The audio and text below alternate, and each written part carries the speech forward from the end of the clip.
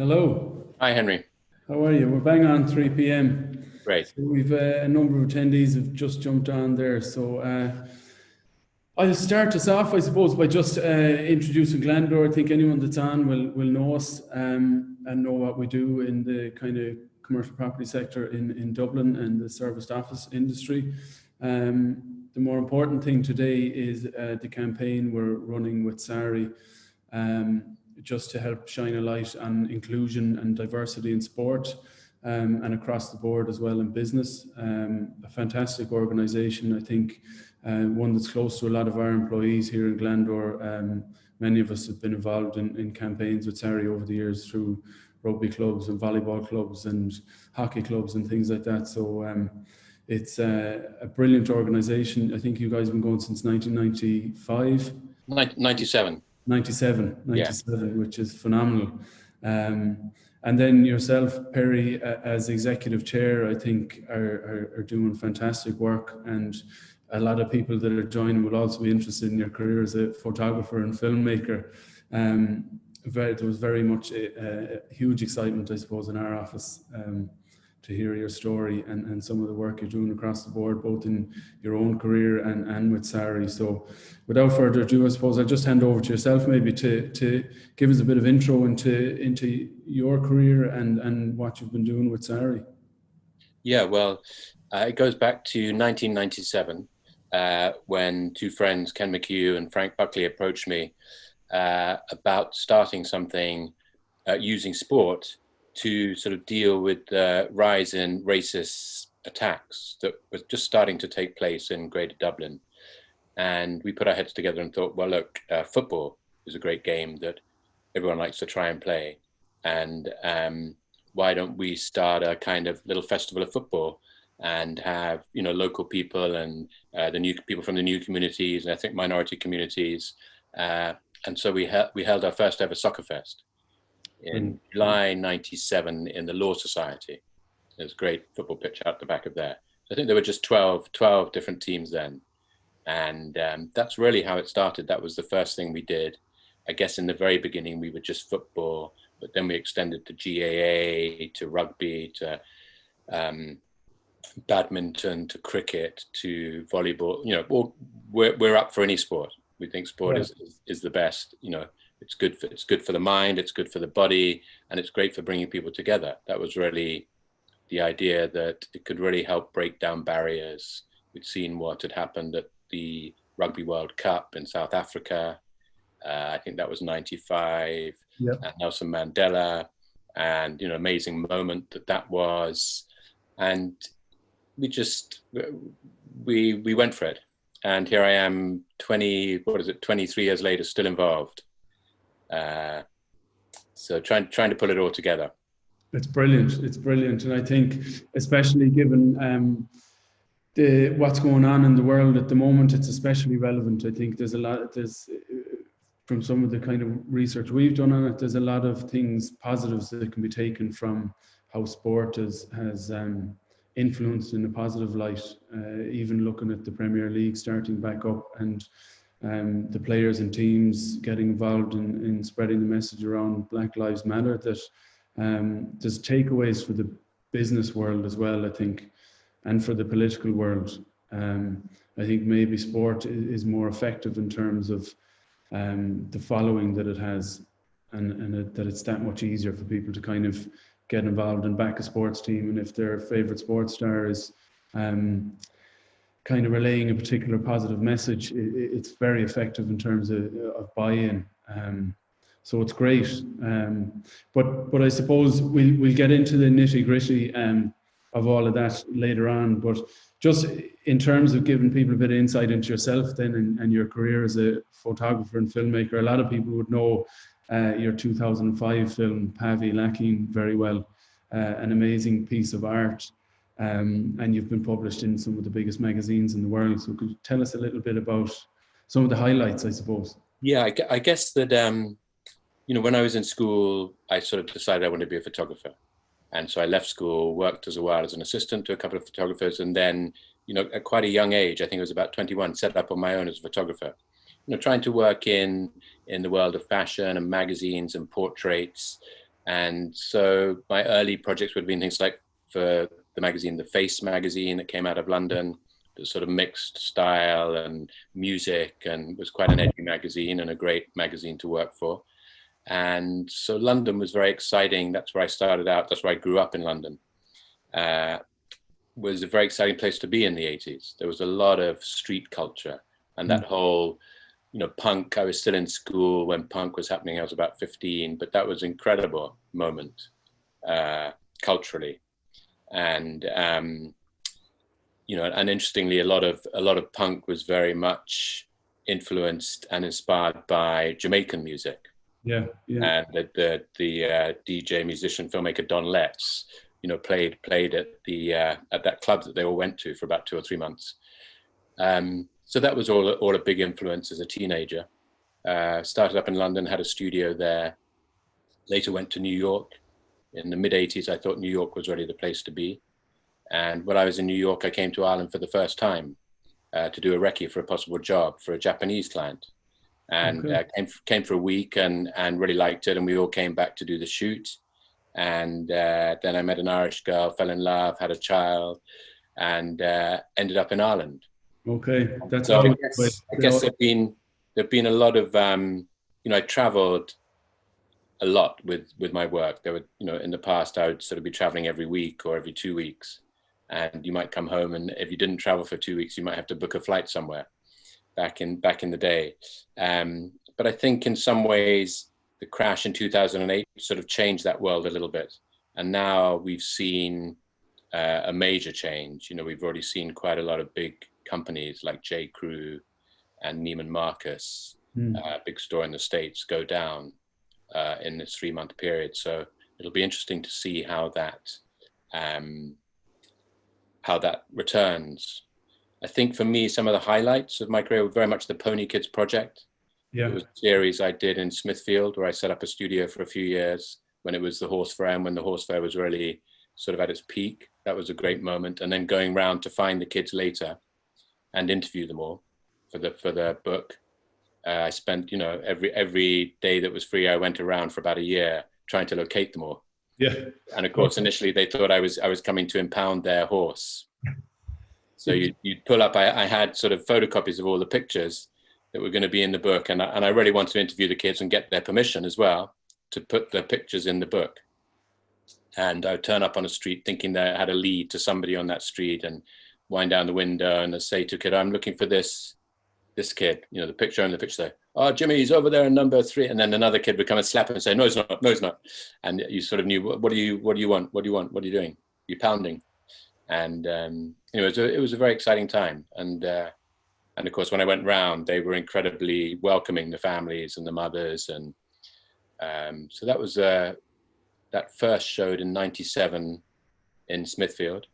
President Robinson, Mary Robinson opened that. And then we published the book and had the exhibition at the Hugh Lane in 99. Wow. It was the first time they ever served barrels of beer at the Hugh Lane, and on an opening. And but that was great. And then it sort of went all over. And actually there was meant to be a show at the National Gallery. The Irish Horse was going to open in I think June or July, and they've had to hopefully postpone. I think you can see it. You can see a version on their website. Okay, so that would have been fun to have the Pony Kids in there. And then I've done a lot of fashion with a lot of the top models over the years, like Helena Christensen. I did a story with her in Connemara. She came in by helicopter, and we built a set as if it was sort of a traveling circus, inspired by travelers and circus people who I've spent time with. And the idea was a little circus family, a couple of my friends, Sean Lawler and Ronan Wilmot, were sort of played the sidekicks. Yeah. That was a lot of fun. And just done pictures over the years for Luoma Vogue with the, there was one in particular that I did in the Navajo Reservation. Yes. Arizona. That was an amazing experience. Because on those shoots, I would just go for a week with my producer, and we'd just hang out and meet people and try to find people we wanted to photograph. And then the rest of the crew would come in and we'd spend a few days taking photos. And, you meet incredible people, and you learn amazing things and see things, and they're always great experiences. In terms of the Navajo shoot is one of particular interest, because you seem to, I suppose, what's really inspiring about your career is that you've shone a light on certain minorities and brought certain issues to light, important issues through the medium of photography. But the Navajo one is, even the shots themselves and what I could find in doing a bit of research, it's just really impactful and quite emotional. But in terms of getting access to the Navajo and getting on to the land and getting in amongst them, was that hard to do? Was there kind of a trust that had to be built to kind of... You know what, I have a great producer in the States called Dana Brockman, and I can't remember exactly how we initiated it, but she'd made some contacts, and then we just set out from LA and drove there and met people and just got on. It's about sort of meeting people and respecting people. And, you know, I think for me too, I've always been interested in challenging sort of traditional concepts of beauty. What is beautiful? Well, you know, some of those Navajo is incredibly beautiful, but it's not the obvious sort of glossy magazine beauty. Yeah. And same with like the pony kids, the kids from, a lot of them from the different estates, and the traveler kids, you know, some really just that idea of beauty. Why can this not be? Yeah, we're all conditioned to a certain style or aesthetic, I suppose. But it's great. It's great that you are letting us and have for the past 20 years or so let people see the other side of it, and into kind of other territories and other worlds. And it's just, I suppose we could spend the next 2 hours talking about your career and how interesting it's been. But in particular, I suppose, getting back to what SARI do and the current issues that the world is facing, you've traveled a lot, obviously, and done shoots all over the world. Have you, in terms of, I suppose, from an Irish perspective, we have a lot of work to do here to kind of get ourselves to a point where we are kind of fully supportive of minorities, and we have stamped out racism and other elements like that. Are we ahead of kind of where other countries might be at, or what do you see as the challenges for that going forward? You know, I think every country is different because we all have a different cultural history. I think, you know, America is going to be particularly difficult because it's so deeply ingrained in American culture, unfortunately. England has a slightly different one that's very much based on, you know, the empire, the pursuit of wealth. And in Ireland, we have a different one again because, you know, really we were quite a monocultural society, very rich in that monoculturalism. But up until the mid-90s, we were quite. And it was only then that people started coming to Ireland, seeing Ireland as a place to maybe prosper rather than just for a good holiday. And a sing-song and a pint and whatever else it might be, that are all great things to do. So, you know, we suddenly, by the mid-90s, late 90s, see quite a rise in the influx of migrants for whatever reasons. And so that's when, you know, we got together with SARI because suddenly things started changing. And yeah, we do have racism here. It's a big thing. It's something we need to challenge. But you know, I'm hopeful because I think that the people of Ireland have, you know, are full of goodwill. And I think we're lacking guidance from government in how to deal with this. And there should be much more in the education system about it. At SARI, we run these anti-discrimination workshops where we send out a team of young coaches, many of them from ethnic minority backgrounds, into primary schools around Ireland. And they talk about racism, homophobia, sexism. They're three of the main ones, but everything else that's to do with discrimination. And this has been incredibly successful and has worked really well with the schools. Now, the schools don't always have the resources, the time, the experience to invest in doing this. They're all stretched. We know schools are stretched in Ireland. They're all underfunded. And so, you know, they really welcome this. And you know, that was partly funded by the Department of Justice over the last 3 years, and then they turned down our request for a further 3 years. Okay. And why so? If you look at what they funded in those 3 years, there's very little of education being funded. Yeah. And you know, that's the most important thing, is the education I piece. think if you can get into the primary schools, 3,300 primary schools, get in there, get one-to-one with the kids. And, for them to meet a young Muslim woman wearing a hijab who's playing football with them, that's fantastic. You can't do better than that. And to be talking to them and, all on the same team. So that's great. And, we can play games with sport. You can play games that show you how it feels to be discriminated against. And that's very powerful. Yeah. It's, I think you're right. It's kind of getting the message to kids at as young an age as possible, or an age where they can kind of comprehend it. Because there is, even from, I think everyone experiences it, there's a sort of, there's an unintended bias in a way, I suppose, in Ireland. In one instance, for me, my wife is kind of half Sri Lankan father and an Irish mother, and she's 6 brothers, and one of her brothers' names is Kumar, so Irish born and reared in North Dublin, and but he's now works for Facebook. But an issue he's run into, so we had a kind of conversation about this recently, an issue he run into when he was looking to change jobs not too recently. Obviously his name is Kumar on the CV, and he found that kind of applications weren't getting picked up, and was trying to figure out why. Was it that he wasn't qualified enough? And then he'd look and see, and he was kind of saying he should at least be getting a kind of phone call back or something like that. So he decided to do a little experiment and change his name to Connor. Yeah. And all of a sudden he started getting emails back and phone calls back and this kind of thing. So there is an issue there, I think, that's quite prevalent in the corporate world in Ireland, and it's something we really need to address, but it needs to start as early as possible. So it needs to start from primary schools, secondary schools, universities, and then it'll change the people coming into business, and the outlook will change and the perspective will change and that kind of thing. So it was just a very interesting experiment that obviously it's fascinating to see that actually work in the way we think it is going to work. Because that there is this inbuilt racism that we're not necessarily always aware of it. But I totally agree, we need to get into schools, get to young people. So it can be done through schools, but also I think that parents have a role to play. We all have a role to play, but parents with young kids, maybe they're the local GA club, a local soccer club, or whatever it might be. I think they can ask some questions too, because you can ask questions like, okay, are we reaching out to the ethnic minorities in the community? Is there a direct provision centre nearby that we could check out if any of the kids want to come and join? What is our club policy if my son or daughter is a member of this club in terms of diversity and inclusion? Do we have a policy?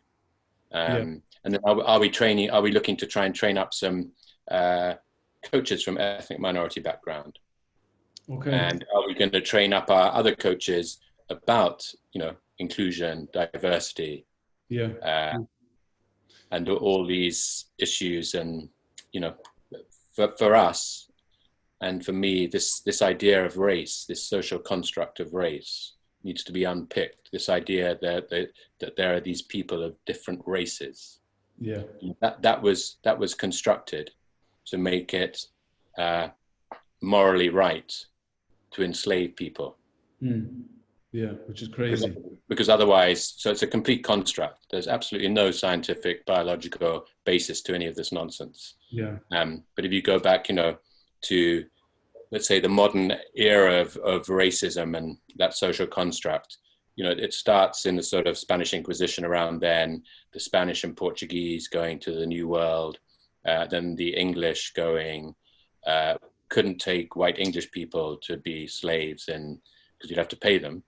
Interestingly, the Native Americans couldn't be enslaved because they were sort of too clever, and they knew too clever. They knew the territory. They were going to escape slaves. They couldn't be enslaved. So you go to West Africa and you bring all these people thousands of miles. They don't know the territory. They're in the middle of nowhere, and they're screwed. And there you've got your free workers for your pursuit of wealth. So I think all these things need to be discussed and talked about and part of the education process. Yeah.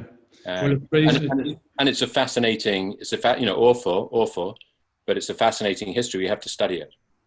Exactly. I think that's a very good point, that hard and all that it is to hear that sort of history, and painful as it might be for some people to hear and talk about, it's very important to actually talk about it, and to I suppose we watched 12 Years a Slave with our 12-year-old the other night, and we could see it just it kind of hit home in terms of I think it's one of the only movies that really shows how harsh it was.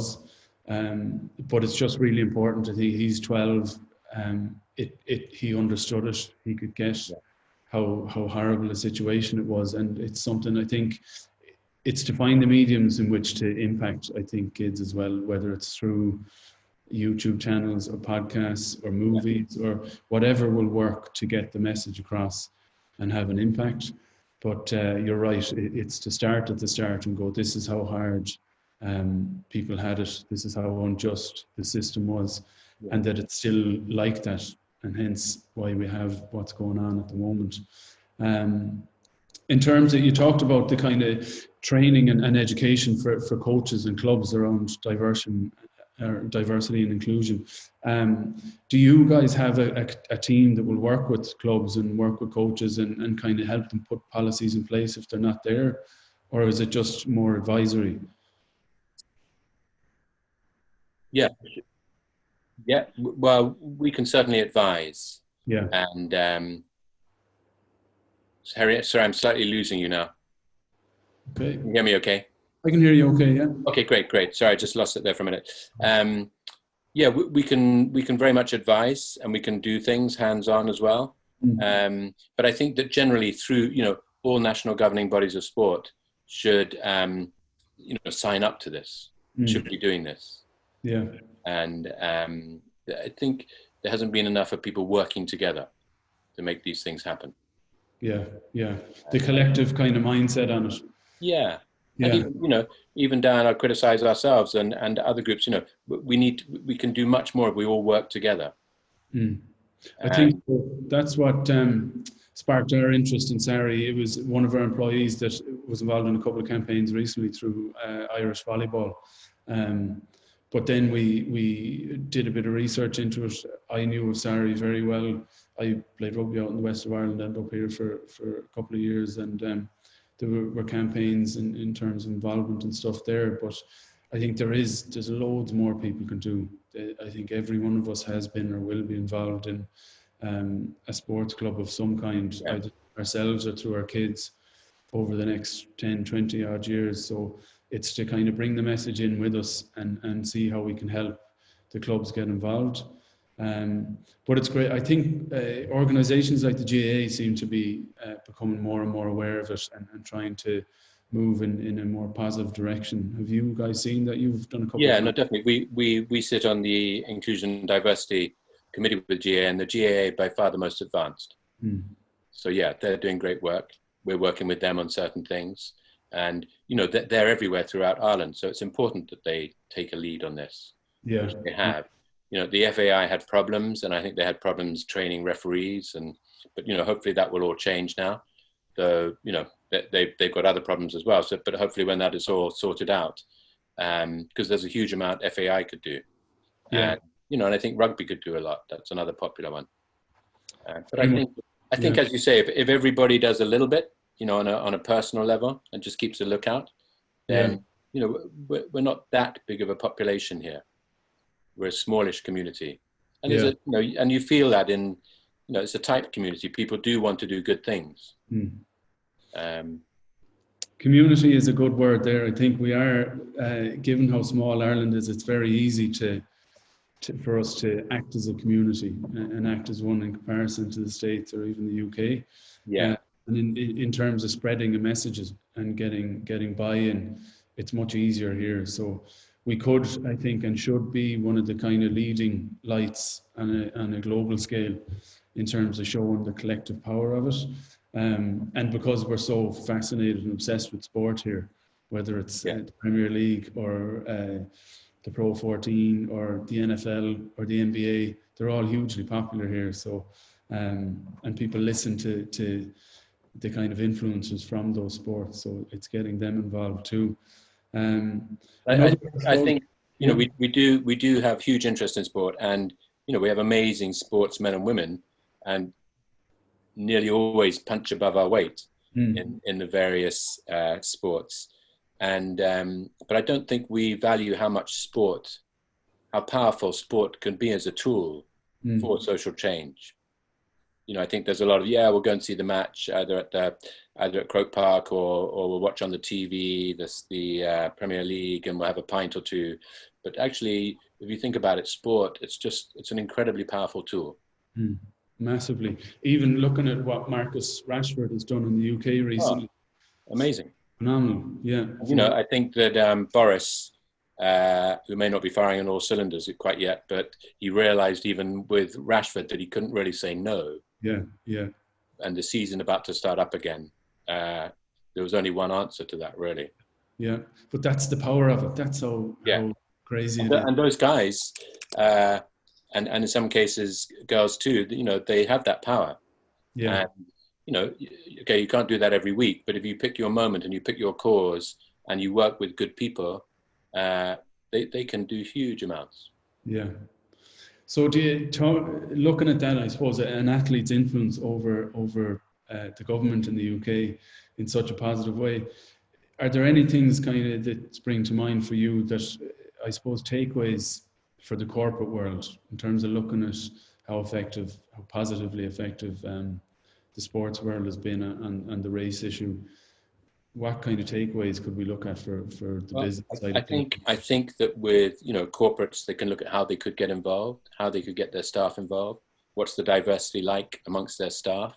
Could they enrich their community by reaching out further to the ethnic minority community? You know, there are a lot of questions you can ask yourself. Yeah. What is their inclusion and diversity policy? And do, you know, if they see something like education or sport being useful in that, and maybe linked to something they do, then they could make a very powerful partnership with a school, or with a club, a sports club, local club, or with an organization like SARI. And, you know, that they have a certain amount of influence. Yeah, yeah. And it's making it's having kind of boardrooms take it seriously. A lot of the time you'd see there's kind of CSR and inclusion and diversity, they're seen as tick boxes, and it's like, okay, let's put a page on our website and tell everyone we're doing X, Y, and Z. But sometimes there may not be substance or effort behind it. So I suppose the important thing is to try and influence that there's manpower and funding put behind it internally in organizations, and that. No, I think it's important to have a diverse workforce, but also, you know, the upper echelons, as it were.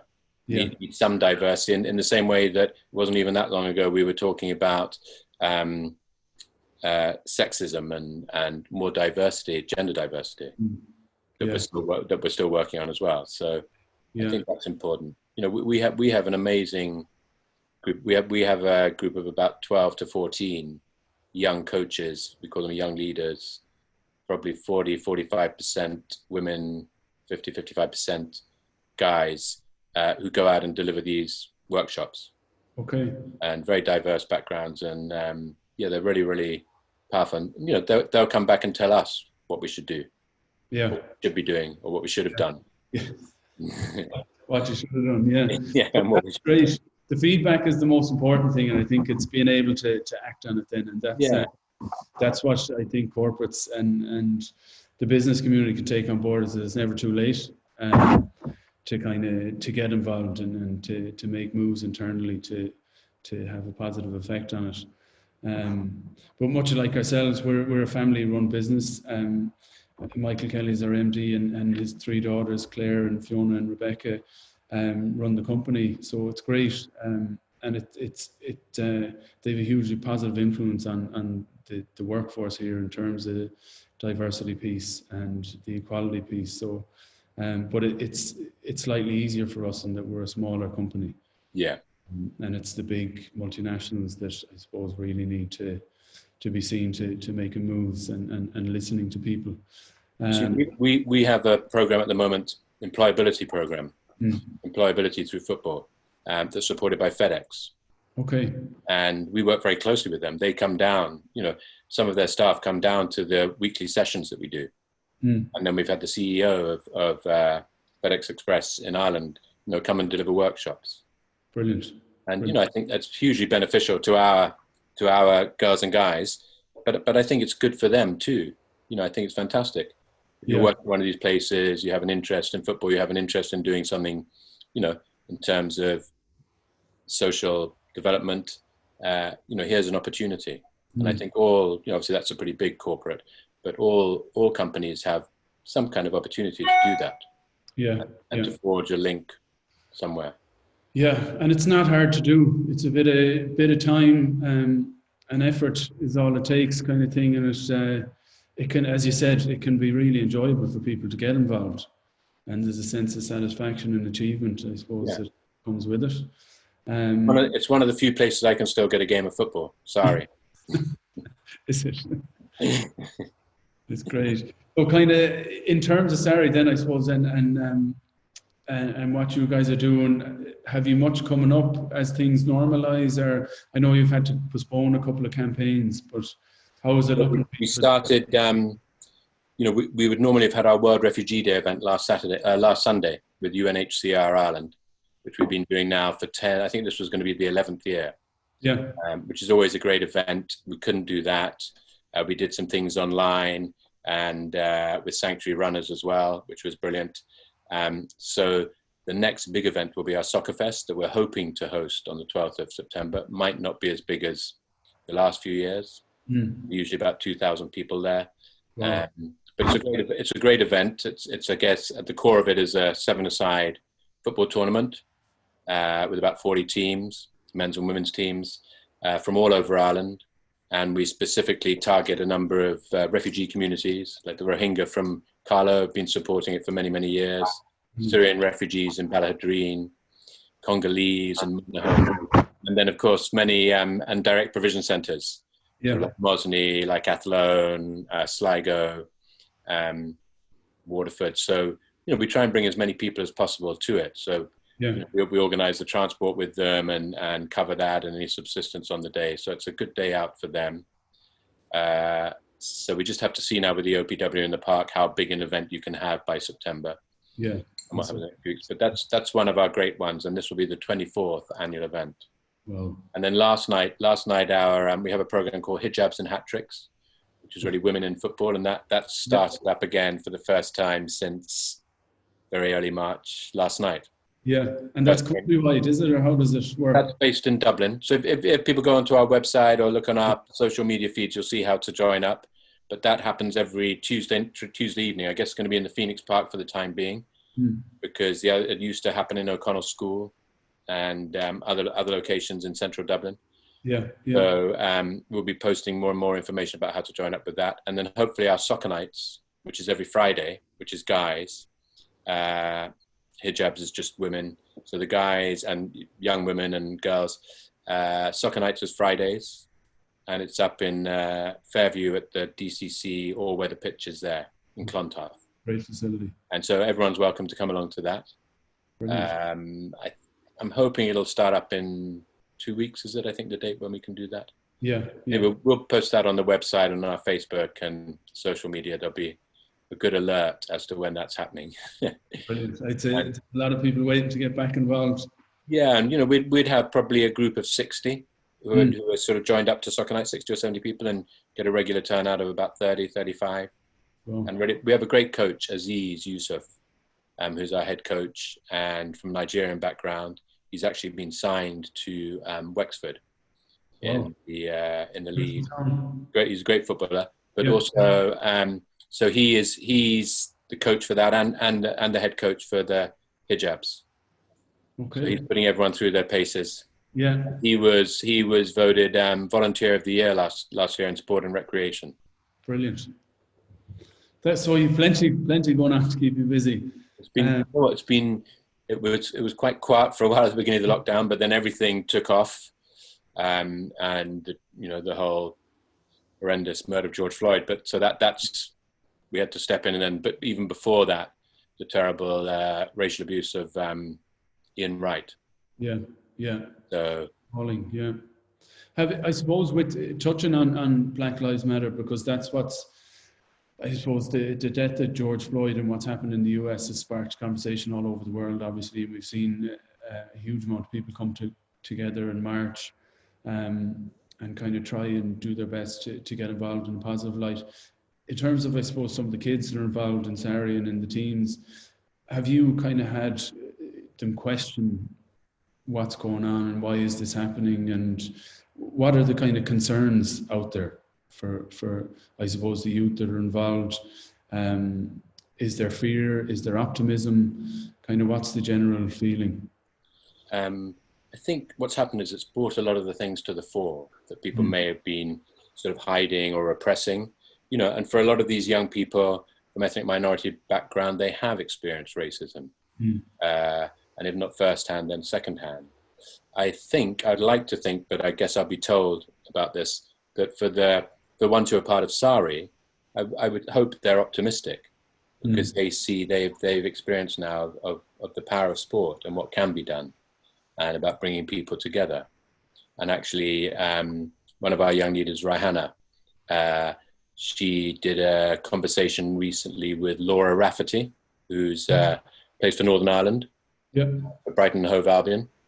And she's just joined something called Common Goal, which was set up by One Matter in partnership with Street Football World, which is a big network of football for good. And does a lot of the UEFA and FIFA CSR.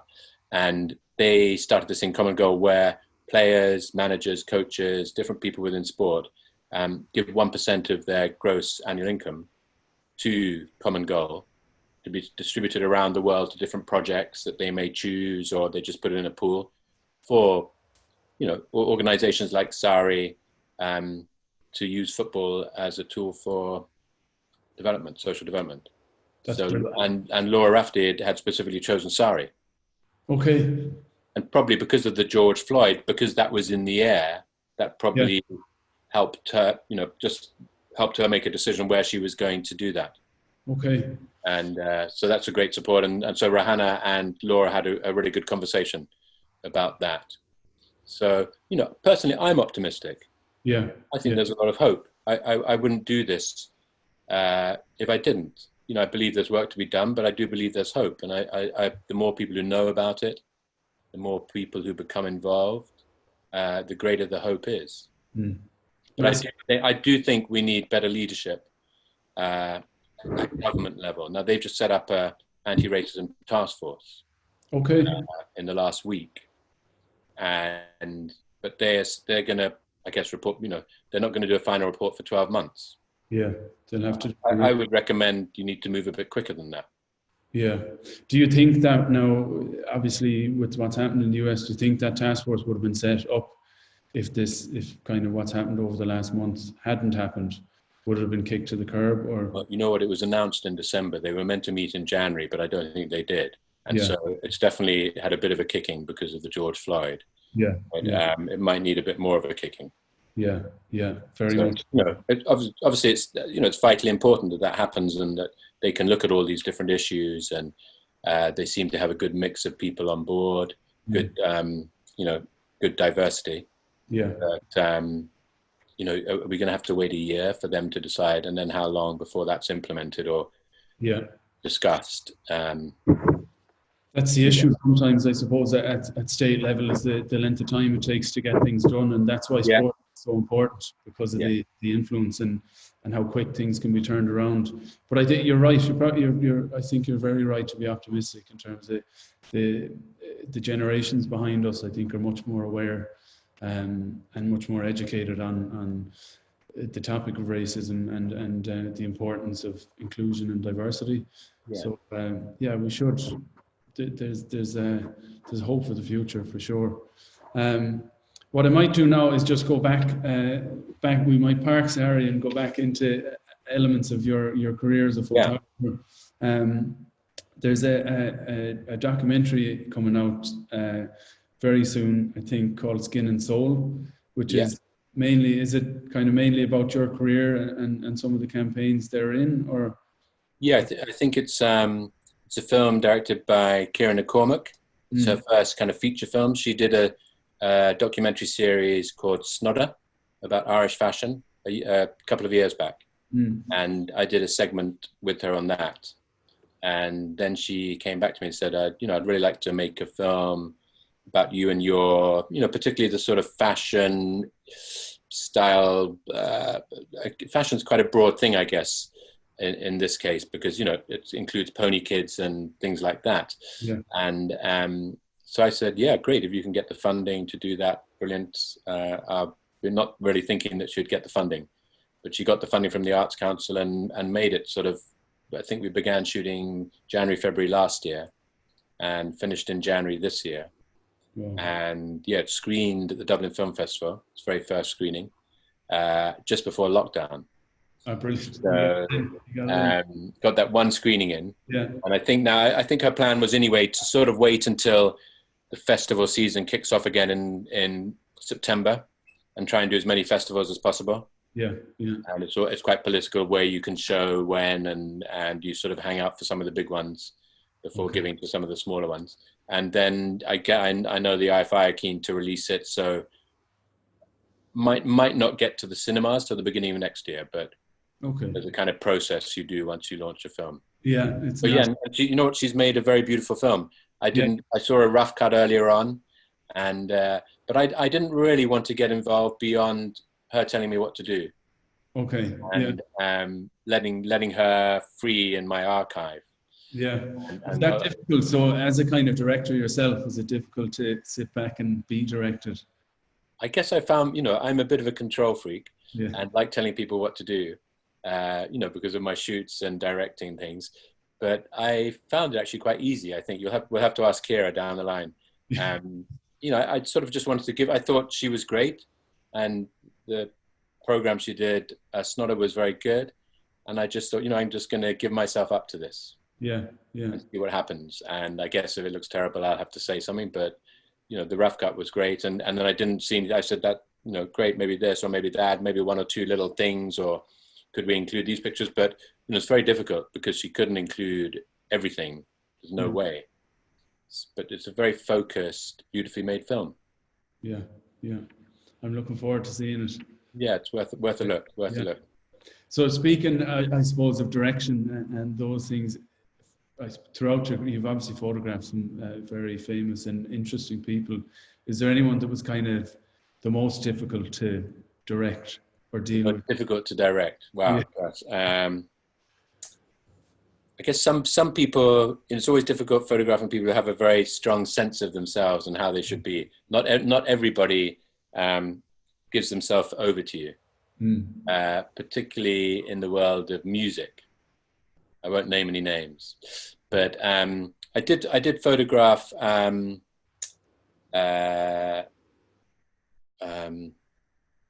a few. Oh God, I've lost her name now. Sorry, I'm being stupid. What is she called? Anyway, we'll come back to that. Yeah. Andy Warhol was one I had on my list. Oh, well, that's how my whole thing started. Is that when I was my last year in school, I did a magazine, a one-off magazine that was very much inspired by Andy Warhol's interview. Yeah, yeah. And I went to New York and interviewed Andy Warhol and photographed him. I was 18, I think. Wow. Just turned 18. And I also interviewed Diana Vreeland, who had been a kind of iconic figure in the fashion world, editor of Vogue. And at that point, she was running the Costume Institute at the Met Museum. Yeah, yeah. She was amazing. She's one of the most amazing people I ever met in my life. She was just so enthusiastic, so generous, so warm, full of inspiration. She rang up Richard Avedon there and then to say he needed to meet me and when could I come over to his studio. And unfortunately, he was going away the next day, so it never happened. Yeah. But, who would do that? Yeah. In any sort of world. You know, who would ring up, you know, the equivalent in the sporting world would be somebody ringing up Messi and saying, you've got to meet this young kid, this young footballer or whatever. And the 18-year-old, yeah. And so, you know, what a generous thing to do, to even think about. And so, yeah, and then Andy Warhol, I went to see him at the factory and interview him and photograph him. And then he and his manager, Fred Hughes, took me to Studio 54. Wow. Back in '79 at the height of it. Yeah. So yeah, that was an amazing experience. And then also for that magazine, I interviewed and photographed David Bailey, photographer, Diana Rigg, the actress, and Joe Strummer of The Clash. Love The Clash. Yeah, they were amazing. So I interviewed him in the Milk Bar on Edgware Road. Wow. And this is all at the age of 18? Yeah, 18. So it's been downhill ever since. Some way to start, yeah. And actually, one of my friends, good friends from school, a guy called Justin Adams, who, you know, interviewed Strummer with me, and, you know, was a guitarist then, had a band at school. He went on to be a very good musician. He plays with Robert Plant now. He's in Robert Plant's band. Wow. So I saw them a couple of times in the last 2 years over in Dublin. Excellent. Excellent. But yeah, that was quite a high point. And yeah, it was Adele was the person I photographed. It was really lovely. Oh, lovely. And, very, very easy, you know, because a lot of the music people are surrounded by managers and PR people, and in fact can often be the PR people who sort of stop you from, you know, you've only got 15 minutes, you've only got 10 minutes, and it's okay, they know who they are. I can speak like that about them. But Adele was lovely. She just turned up with her manager who was carrying her clothes, and it was actually something we did in Dublin, and we shot in Henrietta Street, in one of the houses there. And yeah, just very easy, casual. Yeah. Gave you the time, you know, gave you the day to do the pictures, and so, and you know, that helps because if you have time, you can make better pictures. Yeah. So just of people who are around now, she was great. What else? Another great project, of course, was photographing Francis Bacon's studio. Yeah. In London before it was moved to the Hugh Lane. So, and I would recommend anybody should go and see that studio, because the way they moved it was just incredible, because nothing has changed. They kind of lifted it out almost and just placed it in as it was. Yeah, somehow they managed to lift the walls out and just place the whole thing back as it was. And it's amazing. It's an amazing space to see, and that's the space where he created most of that amazing work. Yeah. And it's there for anyone to get in and see. And yeah, just go to the Hugh Lane, and well, I guess it might be opening soon. I'm not sure when they're opening again, but any day now, I think museums are going to be opening again. That's one for the list. Yeah. I know, it's fantastic. I think it's what a career, I have to say, and just the fact that you've given so many years to SARI and will be doing so for the next number of years is brilliant. Well, you know, in some ways they can work. You know, culturally it can work side by side. Because if I think about it, you know, I grew up in London near the Angel, Islington, between Angel and Clerkenwell. Off Amwell Street, if anyone knows that area, in Rosebery Avenue, behind Sadler's Wells. And so there was a lot of, you know, I was a mad footballer as a young kid. So this would have been sort of late 60s, I would have started playing football on the streets. Yeah. And in those days you could play on the street or in a local square. Now you can't. Health and safety is banned, all that kind of thing. So I don't know what the footballers will be like in the future. Yeah. But anyway, so back in those days, you know, it was a great mix of people, you know, ethnically diverse, and that's how you started. That's how I started meeting, you know, black kids in particular, and you know, you bonded through playing football. And then I had the experience when I got into music of, you know, there was a lot of West Indian music in London, reggae, and before that ska and rocksteady, and sort of, you know, that was my kind of cultural background, and it always felt normal. It didn't feel anything other than that was normal. That was what was on offer, and that was where the kind of riches were. And then of course through that discovered a lot of amazing black music and soul music, American music. Yeah. So, and then sort of doing photography and films. And, you know, I think one of the things we did in the late 2000s was we did this campaign for SARI, United Through Sport, where we got a lot of, we sort of mixed a lot of celebrated sportsmen and women with local enthusiasts. So you could have, you know, some of the Kerry GAA greats, and alongside a black kid in a Gaelic top with a Kerry accent. Yeah. Again, you know, they were all talking about different things. It was a campaign just to raise awareness, and we're united through sport, and yeah, wonderful. Paul McGrath, you know, many great people gave their time, and that's why I say there's a lot of goodwill in Ireland, because all these people gave up some time to be a part of this. Yeah. And we actually launched it up in Belfast. We had quite a lot of people from the north. Brilliant. And yeah, it was really, that was a wonderful campaign. That's So I think we need to do, you know, more of that. Yeah. I think we got there before UEFA. I know UEFA do that now with the Champions League and everything, and the Europa League, but I think we were doing it before them. Yeah, they stole the idea, sure. But talking about, you mentioned up north there, so one of the questions that's actually come in is do you guys, does SARI operate up north? Yeah, we would. You know what we do? We have a partnership with Glentoran Academy. Okay. We've always had people from Northern Ireland coming down to the Soccer Fest, and at one point we helped Charter NI set up a Soccer Fest in East Belfast that ran for about three or 4 years. Okay. It was great. Yeah. And then that fell to pieces just to do with things there. We were just about to set up working with the PSNI and the Garda, something called Football at 3. Okay. Which is an opportunity for people to come out and play football in the community. And we'd love to extend our anti-discrimination workshops to Northern Ireland. So it's just a matter of looking for funding to do that and looking for a way in to do that. Brilliant. Whatever, we've a business up there, we've a base in Belfast in Arthur Street, so whatever we can do to help. Okay, well that would be great, because we'd actually love to do more. Yeah. Something we've been working on, and you know, working with the PSNI and the Garda, that's a great program. Yeah. Yeah, bringing the two organizations together. Yeah. Brilliant.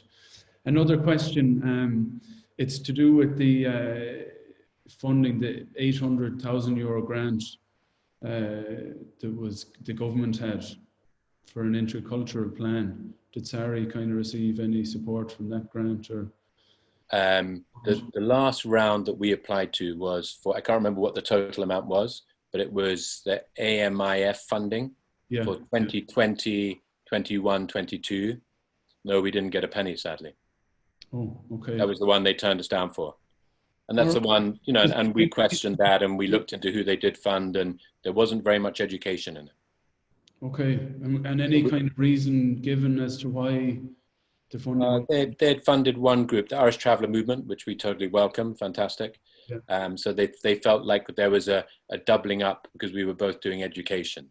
And that was enough education. So, you know, what can you do? You can't assume that you're always going to get it. But we were disappointed because we felt like it was one of the best things we'd ever done. The response from the primary schools was exceptional, and you would hope that whoever's adjudicating would actually go out and get some first-hand feedback. Yeah. You know, if it's because we were very much saying this is a continuation for the next 3 years, we'd like to build on what we've done. We've learned a lot. We can do a lot more. We've now got better contacts within that world, and working with even more teachers, helping us to build the program. But you can't assume you're going to get funded. But you would hope that they would go out and get their own. You know, it's not a lot to pick up a phone and ring one of the schools where we say in our report we've been to, and say, did they come there? Well, what did they do? Was it of any use? Yeah. And I think that's the, you know, that's what you would hope for. Yeah. Because we could write, you know, you can submit a report to these people or submit an application. You can write any old nonsense. Yeah. And hope that they'll buy it, but you know, they need to be going through it very carefully. Exactly. That's not what you don't want them just picking out of a hat. They need to go out and educate themselves. Yeah. Education again being the operative word. Yeah. So yeah, we were disappointed. And, there was another thing with the FAI back in, when was this? 2010. The 2009, 2010, they were given quite a lot of money over the next 3 years or so for integration, over 900,000. That was meant to, I think most of it was meant to be spread out between us and a few other organizations, but I think we got just under 40,000 over the number of years. Which isn't much. Doesn't go too far. We were hoping to get more. Yeah. Because we're very dependent on those kind of funding streams. Yeah, massively. And well, hopefully into the future, there'll be more to come your way. I think looking at what Marcus Rashford has done in the UK, I think sport and your involvement in it and the message you're trying to portray is massively important. I think more important than a lot of things out there and a lot of kind of campaigns that are getting funding. I think it's one of the most impactful ways to get a message across is through sport. Another kind of questions coming in. I know we touched on the GAA and you said they're obviously the kind of leading the charge in terms of diversity and inclusion, but are the FAI, obviously they have their own problems, but the FAI and the IRFU, I suppose, are they engaging with SARI at the moment, or have they kind of expressed? FAI, we're not, to be fair to the FAI, they don't have a lot of time. And, we respect the fact that they've got to try and get the show back on the road. IRFU, we don't have a lot to do with. To be honest, in the very early days of SARI, we went to the IRFU to work with them, and they said there wasn't any racism in rugby. So they slightly missed the point. And we have some great rugby players who support SARI. Yeah, come out to play in all-stars matches, come to fundraisers, and we've had great support from the rugby community, internationals. But IRFU, to be perfectly honest, I'm not entirely sure where they're at with inclusion and diversity. Yeah. And we know across the country, because people will call SARI to say what can they do. Their child has been abused. They were playing GAA. They were playing soccer. They were playing rugby. So it's across all the games. It's not just in one or two games. It's in every game that this is happening. Yeah. So that's the important thing. Same as in business, it needs to be knowledge from top down. So you need the governing body to get behind it. I suppose for rugby it is the IRFU, and then it'll filter down through. But for them to say there's no racism in rugby is crazy, because we've seen, especially in the Premiership in the UK, a lot of the rugby clubs have come out, a lot of the players have come out and said, especially with regards to, I suppose, LGBTQ and minorities and stuff like that, there are issues over there, so we can't say that it's not present in rugby here. So bit of work for yourselves and I suppose the wider community to do there to push them to get on board. And the last question here just is with regards to FAI support or funding for SARI. I suppose you've kind of touched on that, and they have their own struggles at the moment. So they seem to be behind you guys when they can be. Oh, I think that, I think they're really good people at the FAI. I've spoken to Niall Quinn. He's well aware of it all. Obviously, he was playing, back in his days at Arsenal with black footballers and was getting involved in things then. So, there's definitely huge potential for the FAI. We did stop sort of working with them in 2015 for two reasons. One, because of this money situation. We felt that they should have been doing the honourable thing and passing some of that money on to SARI. And two, we weren't happy with the lack of training of referees and their response to racist incidents within, the professional game and the amateur game. And we sort of gave up on them, to be honest. Yeah. But look, I know there's a new regime in there, and I'd be very optimistic and hopeful for the future. Yeah. Brilliant. Well, look, we're bang on 4 p.m, so we won't hold people any longer. I think I just want to say from Glandore and myself, it's been an absolute pleasure We're all in awe of the work you've done personally, and especially the work that you're doing with SARI and the work. Oh, you know, with SARI, I have a lot of very good people working with me. Yeah. And a great board, including Brian Kerr, the former Ireland manager, who's very hands-on. I was just chatting with him this morning about a couple of projects, and the rest of my board, and you know, really, it's about the young people, because that's the future. Yeah. And that's where we need to invest, you know, our time and energy and money, because that's the future, and they're the people who are going to make it work or not. Exactly. All right. Well, Perry, thank you. Hey, well, thank you, and thank you for all your support. No problem at all. And look, it's SARI.ie where people can find more information. That's the website, and then you can get to we're on Instagram now, Twitter, and Facebook as well. So I think you can link from there to see everything's going on. And we'll be posting soon about Soccer Fest, which will also be part of the European Week of Sport. And there'll be lots of sports to do, so come along. And that's the next big one. But hopefully Soccer Nights will start up soon, and the Hijabs and Hat Tricks is underway. Brilliant. All right, well, we're looking forward to working with you guys into the future, and all the best. Take care. Thanks a million. Take care. Bye-bye. Bye.